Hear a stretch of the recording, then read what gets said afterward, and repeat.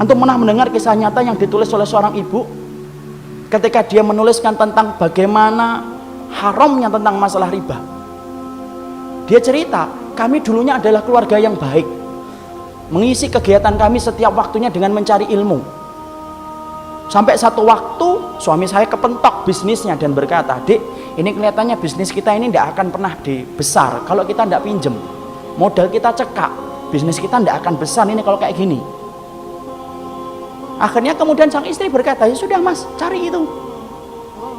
Carilah suami pinjaman yang tidak bersentuhan dengan riba." Karena dia sudah ngerti ilmunya, sudah paham riba itu merupakan sesuatu yang sangat dibenci sampai dipermaklumkan perang oleh Allah dan Rasulnya. Dia cari, kepentok, bukannya sabar, malah kemudian berkata, "Ini kelihatannya kita nggak dapat pinjaman, harus minjem yang ribawi." Istrinya yang sama-sama sudah ngaji berkata kepada suaminya, "Ya sudah mas, pinjam aja kalau memang itu terpaksa." Nah kita ini gampang sekali ngomong dorurah. Nanti tutup dengan sholat, banyak sedekah. Riba mah tidak bisa ditutup dengan sholat dan tetap sedekah. Emang antum kira dengan kemudian riba setelah itu sedekah, kemudian sedekah antum diterima? Tidak diterima sedekah orang yang dari riba. Jangan dianggap remeh riba itu ikhwan. Karena kalau kita nggak ngingetin ini, rusak negara kita ini gara-gara riba. Karena Allah permaklumkan perang. Akhirnya singkat ceritanya kemudian akhirnya bersentuhan.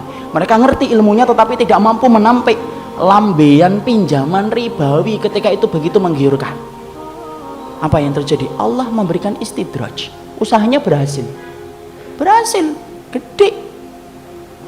Maka kemudian sang istri bercerita ketika usahanya semakin besar, maka kegiatan kami yang setiap harinya mengkaji, mendatangi majelis ilmu kemudian jarang kita datangi karena kesibukan kami untuk kemudian mengatur bisnis kami. Suami saya kemudian mulai jauh dari kajian ilmu. Suami saya kemudian mulai menjauh dari panggilan sholat dengan alasan sedang rapat ataupun sedang nganter barang. Puncak-puncaknya kemudian terjadilah satu dosa besar yang dilakukan oleh seorang suami di mana istrinya tidak lagi bisa memaafkan. Ingat ikhwan, seorang suami kalau sudah melakukan dosa besar, istri punya hak meminta pisah dari suaminya dan itu syar'i.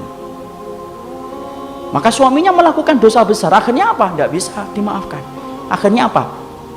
Kapal rumah tangga itu karam, tenggelam.